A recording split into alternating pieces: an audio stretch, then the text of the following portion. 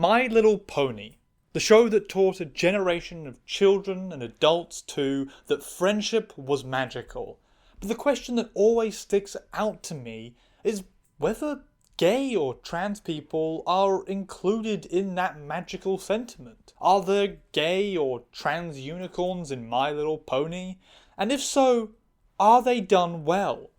To answer that question here quickly, specifically so I can undercut the My Little Pony lore nerds jumping into the comments to actually me about the title of this video, yes, there are no explicit actually trans episodes of My Little Pony. I know this, alright?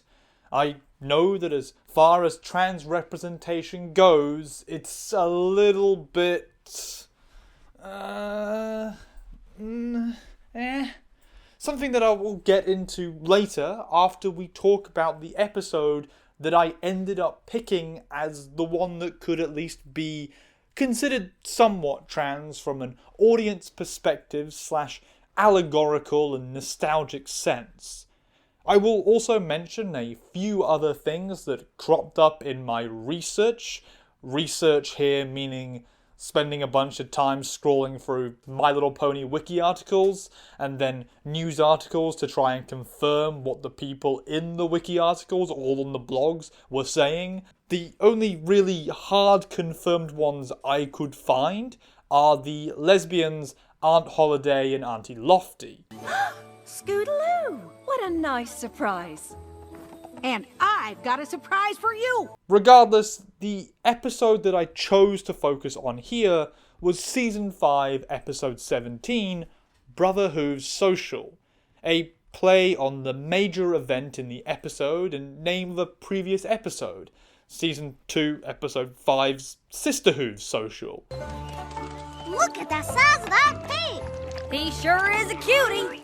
You might be able to guess from the context clues so far exactly what kind of story we might be setting ourselves up for here. But guess no longer, you silly fool. No need to guess. I'm going to go over the episode and give you the right, i.e. mine, opinions to have about it. You don't even have to guess, just let me do it. Let's dive right on in to the magical world of magical ponies that magically do stuff. My little pony, my little pony.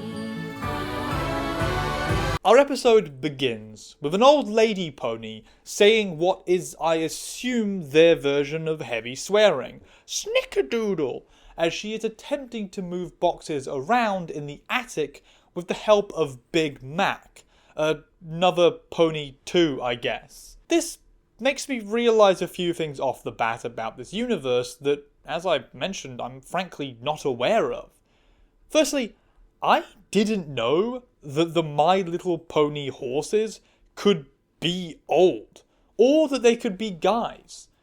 I don't know why, but I always assumed that they were entirely women, and that due to the magical powers, which I also now realise I might have wrongly thought that all ponies just have, that they would never get old. I wish for once I'd remember to label these boxes. I guess I just thought that with the powers of magic, you can just magic more ponies into existence, and that was how people horses, sorry, not people horses, procreated in Equestria. But I guess these two immediate visual clarifications to that notion do in fact confirm something pretty clearly. My Little Pony ponies fuck. They must be truckin' and fucking, because new ponies have to be made because ponies get old and presumably die. Okay, and I've just looked it up. According to Lauren Forst, the very active creator of the show, who got phased out of actual involvement in the show by season 3, but whose word is kind of basically canon, like J.K. Rowling, not only is the friendship magical, but all of the ponies are magical, including Earth ponies, but apparently only the ones who are unicorns can perform active magical stuff. I can turn a mare into a stallion. The other two just do it passively. And also there are alicorns, which are the royalty ponies, I think, who have wings and horn. So I believe these two characters that we can see are in fact magical, but because neither of them have horns or wings, that their magic would be the involuntary earth magic of earth ponies. Though these are not earth ponies, as I was confused about, in the sense that they're earth ponies, they're equestria ponies who are earth ponies because it doesn't refer to the fact that they live on the earth, it refers to the fact that they have a connection to the idea of the earth, not the name we give our planet of Earth. We should just name it something else. If we're going to call, like, just the idea of dirt and soil Earth, we should give our planet a different name. Apparently, Season 2, Episode 11's Half-Swarming Eve makes it clear that the Earth ponies are the only ones who grow food, so pretty vital group to the entirety of Equestria. Nobody else grows food. Demanded something in return. Foods that could only be grown by the Earth ponies. Regardless, they are magical, but they don't have the telekinesis magic of unicorns, so neither Big Mac nor the old lady pony can lift these boxes or move them otherwise with magic. Although, why do they have these boxes like this? These horses don't have opposable thumbs, which makes it almost a nightmarish problem to lift the lids on these boxes with handles and like little caps over the sides on them. A four-legged, hooved race can't really use handles like that.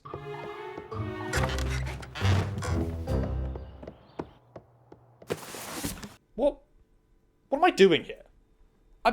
I'm sorry, I forgot this was a My Little Pony trans episode, not a brief look at My Little Pony, and started doing the my brain is getting stuck on the logic of this ultimately magic-driven and illogical universe for children, and as we have seen from previous videos, that is a hard thing for me to just let go and not question.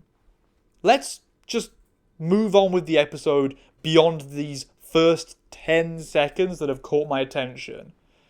We watch Big Mac seem kinda sad about some of the ponies playing out in the yard, which is then emphasised by the old lady pony saying that Sister Hooves Social is right around the corner and she wants to give some kind of ribbon to the winner of it. All of which comes together to form this idea for us, the audience, that maybe Big Mac is sad that he's left out of stuff. That maybe because of a variety of factors like gender or age or other people, he doesn't get to be involved in activities the other ponies do. You trickster. Which would certainly feed the theme of the episode and the nostalgic vibes of trans women who watch it, seeing the idea of being an outsider and wanting to be involved in stuff. So the setup so far is looking about right. And we also get a sense that maybe Big Mac is nostalgic for a specific time when his sister would be interested in spending time with him, reiterated by the old lady. Okay, fine, her name is Granny Smith. Clearly I'm going to have to mention her enough times that she deserves her name to be known to you, the viewer. So Granny Smith points at a toy and literally says how Apple Bloom, the pony we saw playing outside with Applejack, both of whom are sisters of Big Mac, well, that Apple Bloom used to love watching Big Mac make that dragonfly toy fly. And heck, she almost used to believe it was because of magic, or it was magical, which is perfectly reasonable because magic exists. Apple Bloom used to love watching you make that thing fly. It's like she thought you was magic. I'm also sensing a bit of an Apple-based theme with the names here. A real person went down to the Whole Foods or looked up online stuff that had apple in it and just said, yep, those are going to be the names. We then jump to the post-intro, where the episode continues to emphasise this concept that there is real sisterly bonds here between Apple Bloom and Applejack, who are bonding over their shared involvement in the Sister Hooves Social, which I looked up because I actually didn't know, and they're using social in the sense of a shared event with activities to form bonds between people. I'd never heard of that before. It does feel like the kind of thing I could imagine like seeing in like, the Song of the South style movie kind of thing. like all the gals and boys are going down to the good old social just to interact with one another. I do declare, Frank Kelly, you don't look dashing with that new set of whiskers. Oh, thank you, Miss Scott. Big Mac shows up with his little dragonfly thing and immediately gets ignored by Apple Bloom as she espouses off about how great and awesome and super cool Applejack is. How she's a literal hero who has saved Equestria multiple times in those terrorist attacks and magical wars that occasionally happen in the land. And I mean magical ones and fictional ones. Don't demonetize me, YouTube. And that this makes Applejack not just the best sister, but also, heckin' damn, the best apple. And holy shit, that goddamn sucks for Big Mac. Why, you're the best sister of all time! Probably the best apple of all time! Right, Big Mac? Dude is getting shown up before he has even had a chance to show off the little dragonfly toy thing. Which he then does after this big speech, bad timing, and it goes about as absolutely poorly as you might expect. Apple Bloom gives about a total of 0 shits towards this thing and is way more hyper-fixated on the preparation for winning the social. Despite Applejack trying to direct her towards Big Mac and what is clearly something going on there for the big guy. Go, apples, go! Apple Bloom, I think Big Mac's got something he wants to show you. Honestly, this all kind of makes complete sense as a narrative. Apple Bloom is the real child of the family. She's meant to be a lot younger. I've absolutely seen younger family members like that who've not quite developed the ability to understand the impact of their actions or to be able to perceive subtleties in the way that other humans act. Hello? Yeah? They are still working their way towards being a fully social person. Some do never quite make it there, and others have certain elements that might make it harder to get there in a sort of speedier time, but all the same, Apple Bloom is a child. This doesn't negate the fact that Big Mac is allowed to feel down about his role. It doesn't negate that Big Mac is upset about being sidelined, but it makes this narrative make sense in the relation that it holds to our lives and to stuff that I assume you've also definitely probably all seen play out. What I'm trying to say here is that the writing of the narrative is on point. I'm calling it good at this moment. I could have probably just said that from the beginning, but instead we took the long road to the point because I don't have a professor telling me a word limit for these things. I just sort of let myself go for it and write however I feel I want to write. And then you watch it. You fools. You idiots. You're feeding me. Big Mac and Applejack have a little talk about what is bothering him. And he plays the card of just saying barely anything at all. Like, seriously, all he's said this episode so far has been yup and no over and over, which I believe is part of his character. Big Mac. Yup. He's not much of a talker. But just when it seems like he might open up about what is bothering him, would you look at that? Applejack gets an alert on her ass from the glowing apple mark ass tat, which tells her that she has been called to a country emergency for the magical pony friends to solve. The superpowered horse friends. Some kind of super friends or something like that with stamps on their ass that light up when they need to come. I wish I hadn't said that line. Which obviously just serves to annoy Big Mac more, because of course it does. Literally, right when he was about to talk about what's going on, he gets interrupted by the special awesome thing that Applejack is part of, which is why Apple Bloom is partly so obsessed with her sister over Big Mac. What in the... You're cutie mark! You're being summoned, Applejack! It's a slap in the face. Unfortunately, Apple Bloom does realise this would mean that Applejack can't come to the Sisterhood social, which is going to ruin her chances of winning it, because you need 2 people, and one needs to be a sister, and so she tells Applejack that surely she can just not go to this emergency thing that oftentimes is like saving a bunch of lives or the whole land or whatever. Yet again, see, the young child is very self-obsessed and narcissistic about everything they want, taking priority over stuff that is technically more important by a lot of metrics to a lot of people, and they just haven't had time to develop that empathy yet trope. Also, we get confirmation that the world Equestria is on has a city called Manhattan. Like Manhattan. Which makes me wonder, is Manhattan part of Equestria, or is it in the United Stallions of America? I'm looking it up. 6.5 hours later. Okay, no. It is in Equestria, on the eastern coast, much like in our world, and its skyline has a horse statue of liberty. Wait, it has a horse statue of liberty? Generosity, just sit back and watch. Why would it have a horse statue of liberty?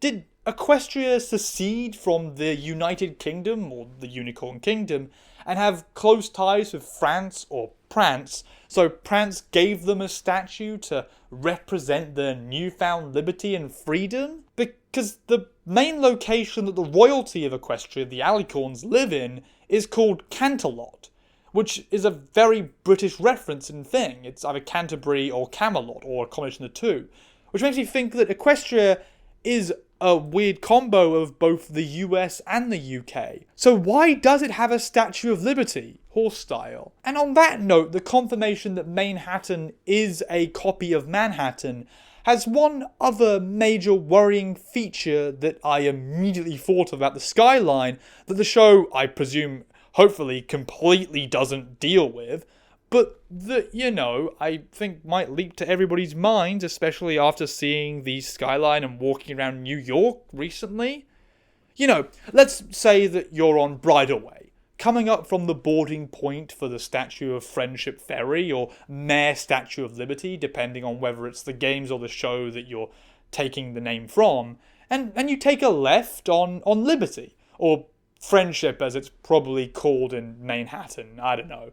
And do you find walking down Liberty, you know, two big water-based art memorials placed on the site of some kind of national tragedy that I am not allowed to talk about because doing so is instant demonetization and probably limiting of the video too for anybody watching it? I mean, there are plenty of villains around in the show who like to cause plenty of destruction, and while the Friendship Squad has befriended a bunch of their enemies, they've also still got a lot more, so, you know, we didn't even need to talk about Manhattan until this stupid episode brought it up, and holy shit, we haven't even got close to the actual trans-relevant stuff. Oh, God, we're going to be here forever. Okay. I'm going to skip a bunch of irrelevant shit. How does that sound? Just to get us back on some kind of decent time frame. Applejack has to go, because she's basically a soldier, and this is her call of duty, so don't question it. And Apple Bloom is upset. Big Mac tries to cheer Apple Bloom up, but it ain't working for the reasons that Granny Smith gives of Apple Bloom won't feel better till Applejack is back. Which, I mean, Jesus Christ, Granny Smith. Read the fucking room, will you? She won't come out of a funk this funky till her big sister gets back. Like, are we trying to dog on Big Mac here? Or something? Is it just because he's like a big sweetie himbo who doesn't talk much? You feel like you can just say whatever the hell you want in front of him without worrying about his feelings? Like, fucking hell, he does have feelings, you know. He isn't just a tool to move boxes and cheer the women on. Granny Smith, however, drops a line about how the Sisterhood social has loose rules for participation. That it doesn't require actual sisters. That as long as the two people involved share a bond that represents the social's ideals, then you're A-OK. A comment that, along with Granny Smith talking about how their family's second cousins could have done it with Apple Bloom if only they were closer, gives Big Mac his ingenious idea. The same ingenious idea that almost every single person in gender swap episodes gets. What is it, Big Mac? Y'all got an idea? Seriously, there's always a moment where the camera like pans in on the character and then it just cuts to them being dressed as the other gender. I'm not joking, that happens all the time. Sweet Life, Boy Meets World, She's the Man. It doth keep occurring whenever I look into these videos. And by God, I just have to assume that it will continue into ones in the future. Maybe eventually I will have figured out all of the trans or gender swap episode tropes, and that I'll be able to just guess an episode from the very beginning. Maybe that's the point of this channel. Good as anything, I guess. Regardless, what the fuck is this frame? What is going on here? Why does Big Mac look so devious and Apple Bloom look so concerned? I don't necessarily think they're trying to say anything at this point, but it's just such a weird frame that stood out to me. Although, upon the next scene, where Apple Bloom is being all awkward and weird about the fact that she now gets to participate in the social, I'm starting to suspect that maybe that previous frame was meant to be interpreted exactly like how it looks, and that is going to be just the whole episode. Seems I'm gonna get to participate after all. Turns out my long-lost cousin Orchard Blossom was able to make it last minute. That Apple Bloom is not okay with what's happening and is embarrassed or freaked out by the notion of Big Mac doing this. Regardless, we get our introduction to the new long-lost cousin, Orchard Blossom. A fucking drag queen icon if I've ever seen one.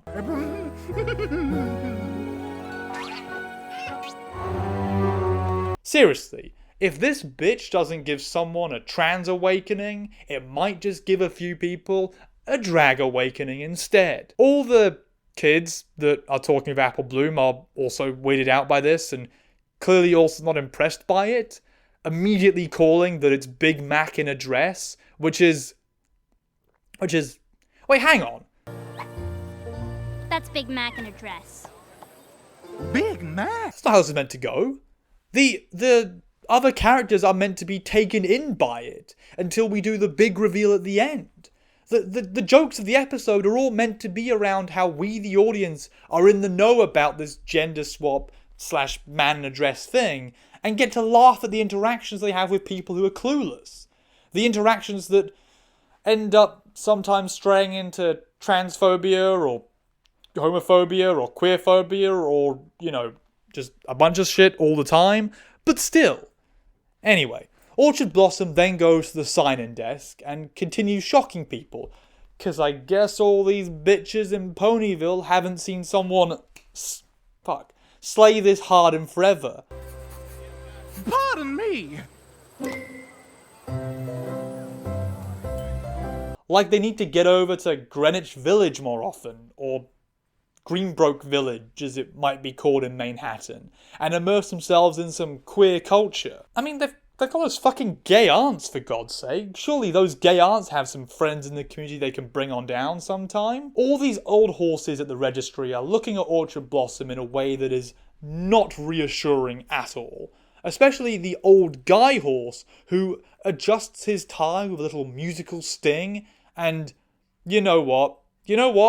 Thank God, at least one person on the writing staff remembered to put in a little transphobic joke for us here. The joke of, haha, here's a guy getting tricked by another guy in a dress into thinking that the guy in a dress is an attractive woman and he's going to try his shot but it's going to fail miserably. LOL. Will accompany Apple Bloom in her stead. I was worried for a second that we were going to ignore all the required conventions of a gender swap episode written by cis people. Dude, tradition means something, okay? And Rainbow Dash comes over to play a little power move on this sign-in, drops a little I don't think I remember hearing about any orchard blossoms in the apple family. To which Orchard Blossom claps the fuck back with this line. How are y'all related again? Why don't I just let you finish citing it? God fucking damn it. Slay Queen. There we go, kind of. You know, what is this? RuPaul's fucking drag race? Orchard Blossom did not come to make friends here. She came to win. Big Mac keeps making feminine references to the frankly not perfect responses of the music on the episode or the fillies in the episode. Sort of heavily leaning on the notion that I guess we in the audience should find the idea of a man in a dress funny inherently for its challenge to gender norms and binary, which is never the greatest message you want to receive, even if it is obnoxiously common in these kids shows from kind of any time period, really. Now, where were we? Such a more feminine-like reference. Really makes you think if this kind of stuff maybe also played an equal part in being trans or queer awakenings as it did in reinforcing shitty bigotry amongst the cis straights who watched it. And it just gets worse. As Apple Bloom is worried about being embarrassed by the registry calling Big Mac's bluff, and then Orchard Blossom loudly and verbally telling her that they are in, while all the other horses look on with faces that are not happy, are not okay, are not minding their own fucking business. And we get given the message of the theme so far, which is that what Big Mac is doing is weird but sweet, because he is doing it to help Apple Bloom. I can't believe they bought it! It's sweet he wants to help you out like this. Weird, but sweet. Okay, makes me think that if he wasn't doing it to help someone, if he was just dressing up like this because he likes dressing up in drag and performing, or maybe he was doing it to try out transitioning, that it would just be the first part. Weird. Not sweet, just weird. The queerness is weird. And not good weird either, gross weird. The bad weird. The weird that makes a character pull this face in almost disgust. Now, that's the kind of message I annoyingly come to expect, because narratives that are fully okay with and accepting and queer friendly are few and far between. Even in a show called Friendship is Magic, which bases itself heavily on the accepting people for who they are notion. But we're still early days in the episode. There is at least another half of it to go for them to salvage some kind of story that we can spin positively into the impact it would have on queer viewers looking for reassurance or cis-straight viewers looking for influences. We then get a little carny announcer guy here to basically do all the host activity stuff for the Sisterhood social. And the interaction between the announcer dude and Orchard Blossom is one I would describe as giving the vibes of, yeah, okay, I guess you can participate and that's fine, but please keep that shit to yourself, alright? This one, please. Excellent choice. Ma'am. Though I would argue that that vibe is one that most people's reactions in the episode so far to Big Mac has been giving off, because, as I said, I guess down here in Ponyville, they don't quite get folks like that around here very often, if you catch my meaning. Try that in this town, as the song says, and I guess you'll get violently beaten up. Or maybe what is actually happening here is that everyone is confused as to why the fuck Big Mac is wearing any clothes at all. Because basically none of the other horses are, except for like ones that show they're doing a job. In fact, where did Big Mac get that wig and that dress and those pants from? Like, were they custom made? Did he already have them? Already having them is kind of the thing that makes the most sense. Like, these things have apples all over them and are fitted to be worn by Big Mac, a big guy. Like, those can't be Granny Smith's clothes. They can't be Applejack's clothes. Holy shit. Wait, Big Mac might be a crossdresser at the very least, or a drag queen, or a closeted trans woman. Because those clothes must have been his clothes that he had to be able to be worn so quickly. Huh. And, well, okay, then they start doing a little singing performance, and this is the first time that we see Apple Bloom kinda just getting into it, because Big Mac, or Orchard Blossom as this queen is called, is absolutely killing it. You might fight or be misunderstood, but together you'll always have sisterhood. Like, she came out here ready to win this season, and yes, the fact that this whole thing is very evocative of drag culture is not passing me by. I dug into the writers and what they said in this episode, and there was nothing about drag culture at all. There was no definitive clarifications about influences from there. I think this was really just a coincidence that it all came together so perfectly to give across that sort of vibe to people. And the song is a pretty good pick, because it's talking about sisterhood and the bonds of sisterhood, and that's actually pretty normal for drag songs too, and it's actually turning out to be pretty sweet. The interactions between the family are much more kind, and they both seem to be really into it. And the crowd, the announcer guy, heck, all of them seem to be pretty down too. Smiles all around. And this is the point where I wish that these episodes were only 11 minutes long. Because then we could end here and declare this a nice, short realization story of a family realizing their family, regardless of whether one dresses up in a dress. But there are still 10 more minutes to go, which is frankly worrying considering how this feels like a pretty natural, good end point. My Little Pony, maybe we can just call it a day here? No? Alright. So yeah, the end of the song features Orchard Blossom getting a little bit too into it and having fun with it. You know, heaven forbid that they get enjoyment. And they do a big, deep finale that has a massive vibrating Adam's apple on their neck, emphasized with the returning looks of uncertainty and uncomfortableness from the audience and Apple Bloom as well.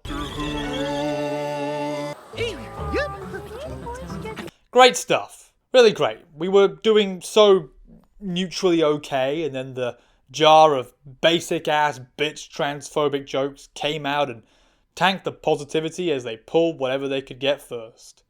Snickerdoodles indeed. Oh, snickerdoodle. Yeah, the whole crowd is also pretty confused about this one, and is about 2 bad seconds away from forming a concerned movement who is concerned with what these men in dresses might be doing to our society, if you get what I'm saying. The old creepy registry guy is still into it though, so either that man's a chaser or he still hasn't clicked on yet, and we are meant to also still continue finding it funny that this old guy is into a man in a dress still.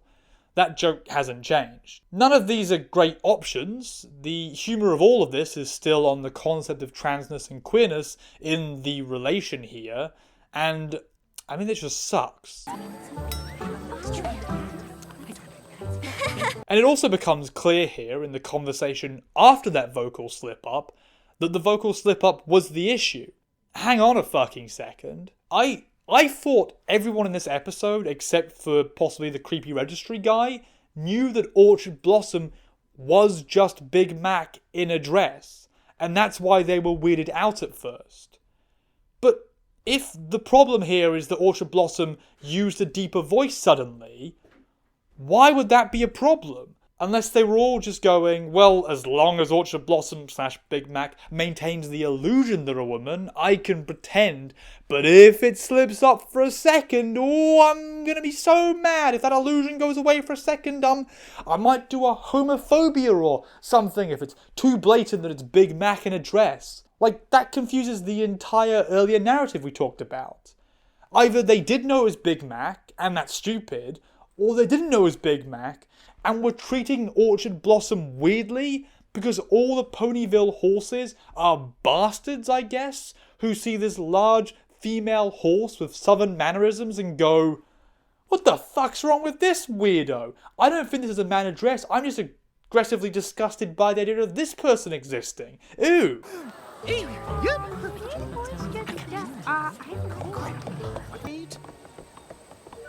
Neither of which are in the spirit of friendship being magical, but are also just not great consistency in writing either. And Apple Bloom is at this point back to not being very appreciative of the effort Big Mac is putting in here, and not being happy with how this, I guess, reflects back on her, as this is her partner.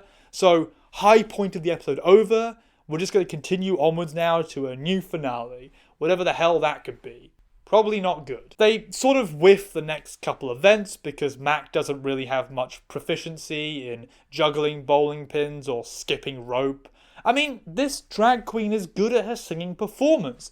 She wasn't here to do this circus or playground shit, you know. She came here to sing a baller song, and frankly, she deserved that blue ribbon for the Sisterhood song. I don't actually know how the rewards for this social get handed out, because it's really unclear if it's done at the end of it all, or just when it's finished. Because everyone involved acted like they failed to win for the singing thing. Don't you worry. We'll get you a blue ribbon yet, Apple Bloom. You sure about that? There was no ribbons handed out, so they don't know that for sure, right? They didn't declare a winner. Maybe that creepy old registry guy can swing it their way. Murder on the Dance Floor music video style. There's a reference I bet you didn't think you'd see. Gonna burn this goddamn house right down. It's murder on the dance floor. Orchard Blossom is then mad at themselves for her failure in the juggling, and says that she should have worn something more casual than this Southern Belle outfit. And what do you mean, Big Mac? What do you mean something more casual? How many feminine outfits do you have back home that you had options to pick from? Oh, I don't know why I didn't choose to wear something more casual. It's like a whole fucking list of possible outfits for your little Southern Orchard Blossom? Have you done this before? This bitch is absolutely something queer. I don't know what yet exactly, but it's something queer is going on here. And also, Apple Blossom keeps correcting herself to calling Big Mac Orchard Blossom. Even when they're in private and alone and nobody else is around making them keep up such a pretense. I really appreciate all the effort, Big Mac.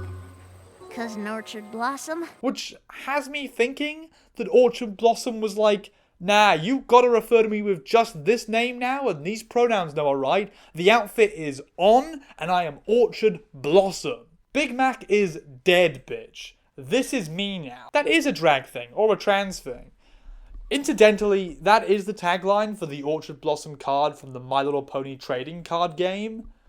A card that is all about milling and burying cards to then recursion one from the graveyard. Sort of like bury the old me and bring up the new. Which is also, if I can trust the songs of We Are the Union and lead singer Reed Walcott, certainly a trans interpretation of things.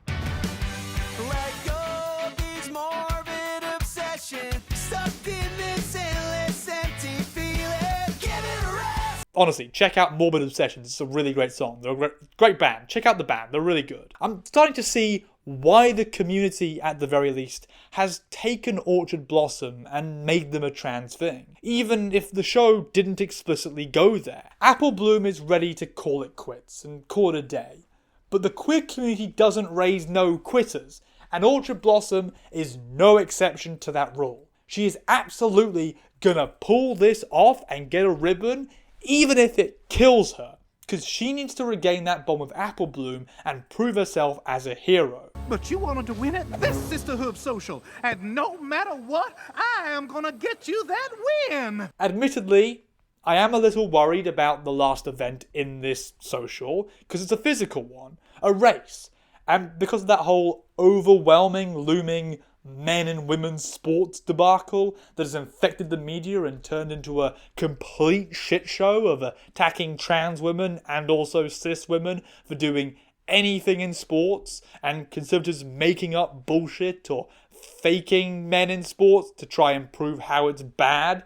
And if Orchard Blossom does win the race, is that just going to play into the episode doing well, men are more physically capable than women? Like, even an untrained earth pony man can beat an elite sportswoman Pegasi or whatever shit? I hope not, but I worry. The answer to that fear is that Orchard Blossom is kind of physically ramming through the race and whiffing it a little bit. But she is keeping up and doing well because of the physical strength that she has. So, and also because I guess the obstacles aren't like a requirement. Like, the obstacles are the intended way, but it doesn't matter. You can just like ramrode through them and no one will be like, hey, stop doing that.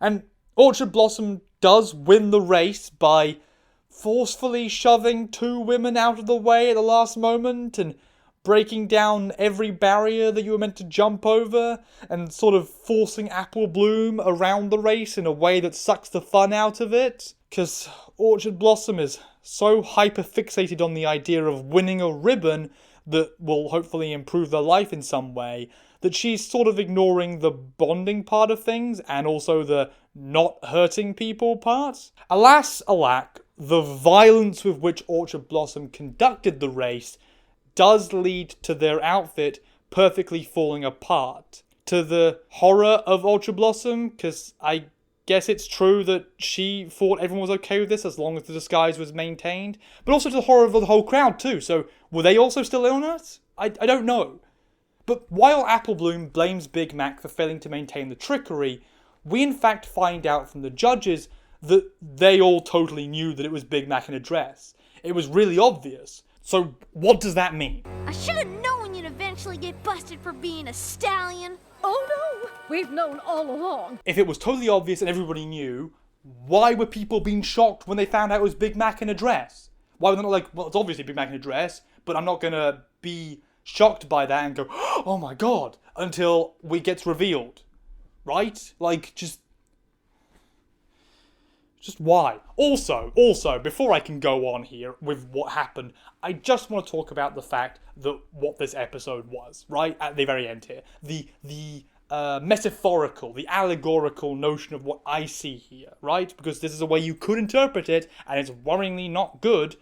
A man in a dress physically and brutally rammed their way through a women's race. They destroyed all of the barriers that the women had to go around because they could just go straight through them. And at the very end, after bashing aside 2 women and physically hurting them and getting them out and taking the prize for themselves, then the disguise fell apart and everyone saw them for who they really were. Do you see how that metaphor could in some way be a really negative one that mirrors the image that conservatives have of trans women in women's sports, or in any sort of women's thing, or being treated as women at all, right? That trans women will supersede women and will take over their spaces and will, because of their natural advantages of actually being a man, be able to obtain victory over women, and at the very end, finally, the women will realize that this wolf in sheep's clothing, this man in a dress, was amidst them all along.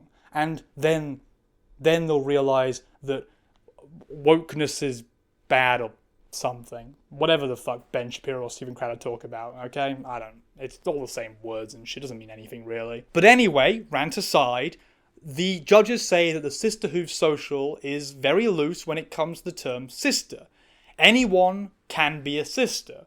Which, okay, is a much better queer message that I am totally here for. Sisters, not sisters. Am I right? The sisterhood social has always had a loose policy when it comes to what counts as a sister.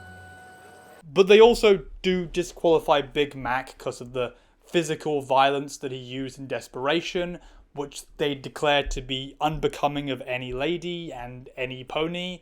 And that's that. Big Mac sighs. Apple Bloom is mad at him and says she knew she should have waited till next year. Though, this whole thing does also make it clear that guys can totally perform in the sisterhood social because of the loose rules on what defines a sister, so Big Mac could just perform next year, and the creepy old register horse comes out with some flowers, looking for that big hunkin' southern lady or Big Mac in a dress that he was trying to get into the pants of, only to find her discarded outfit and hair to his presumably, possibly, vast and horrifying confusion as a balloon bursts above his head.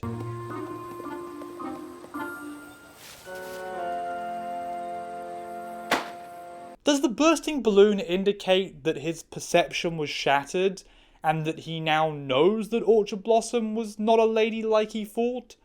Or does the registry guy think that Orchard Blossom got raptured or eaten or who knows what?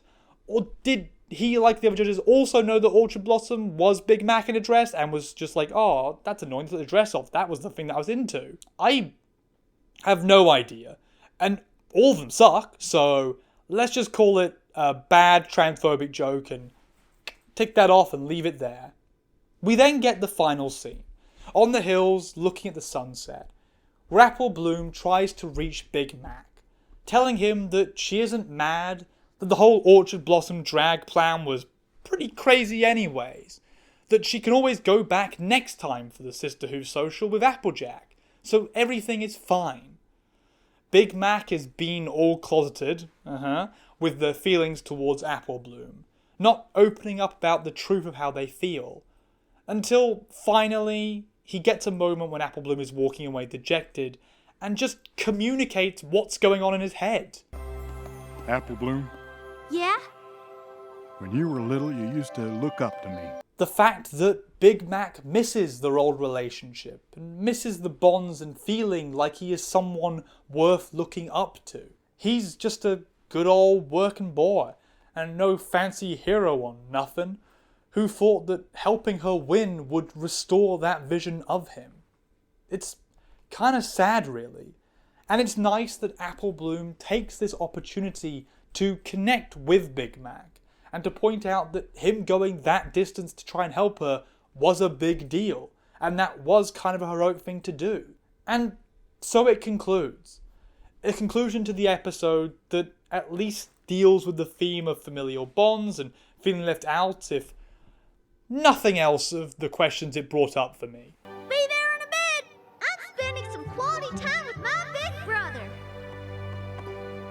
Much like every gender swap episode, the writers beg you to please, please, please don't think about the ramifications or the surrounding emotions and threads that go into what we brought up here, because we will not address them again. This will never be talked about in any other episode, so just forget the Big Mac and addressing, okay? Here's the deal for my own conclusion of this episode. I only really have one major point to say to this, which I haven't already said while reviewing it, which is that the whole thing is another big case of audience interpretation and interaction superseding intention of the writers or canon events. And I think that is going to play a big deal and a big part of the overarching stuff behind any kind of My Little Pony trans content or trans community to this point. That role that the audience has played in crafting those trans ideas, has played in taking the writing that doesn't have that and making it more than just its base parts so they can feel something looking at it. An example I found while looking around for other trans episodes or trans moments was this article in Extra, talking about how a Reddit user on r/transgender called Put Me in the Zoo discussed the way that another episode, Magical Mystery Cure, represented gender dysphoria in a way that they found to be relatable, that gave a view into that struggle that was something identifiable by at least this person, if not other members of the community. And I'm personally mentioning the name of the Reddit user here rather than the article writer, because this is one of those articles where it's just whole hog ripping off the thread and making an article out of literally what the thread says with no real additional thought, which personally I find distasteful. It's pretty disgusting to do that, just to take social media stuff and just make an article without any sort of like real construction yourself. But I wanted to use this to emphasize that this was something that got searched enough that an SEO-obsessed online rag published an article about it trying to get clicks.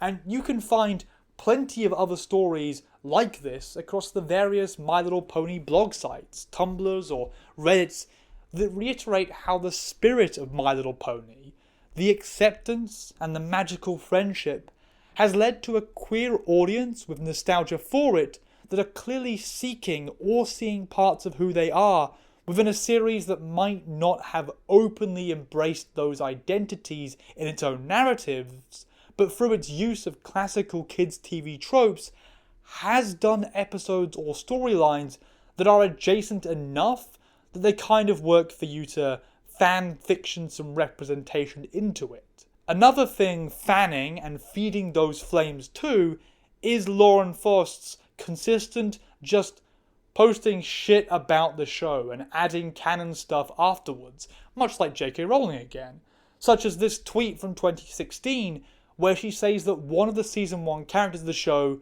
is transgender or was meant to be transgender, which everyone on the blogs and Tumblrs spent a while speculating on who the fuck that could be, because there was never any clarification of which exact pony it was meant to be, and the whole thing never really went anywhere.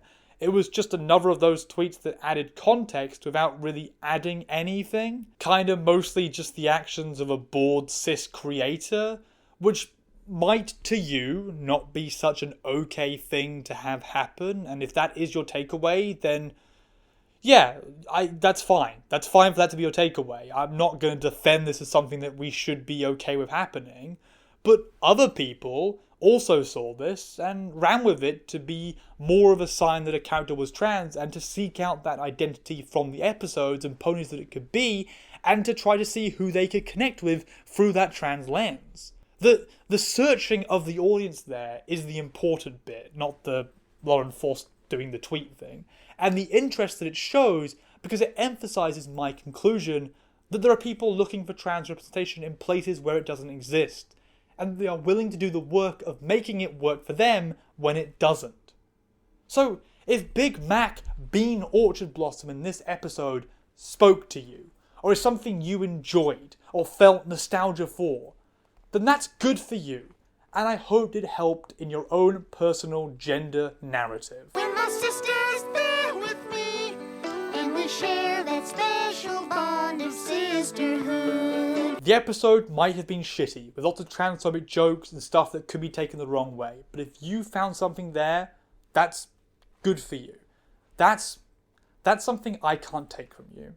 Obviously, we can't compare it to real trans representation that involves the community in the writing and acting process, that presents a character which engages with our issues and our lives to present something to an audience that is more than just casually, awkwardly, not really challenging gender binary or gender roles unless you are actively looking for it to do that and trying to find that message there. I mean, this whole thing was written by Dave Polsky, a guy whose IMDb page is not great, honestly, and might explain some of the more basic bitch comedy jokes done in the episode with the whole man in a dress thing. Like, he's got Scary Movie 2, 2 episodes of Sonic Boom, the not good Sonic series, some very, very early South Park episodes in the hit and miss first season, and 130 episodes of Singled Out, a very 90s MTV dating show about 50 guys or 50 girls and one man or one woman. Not the gay kind though, unfortunately, just all straight.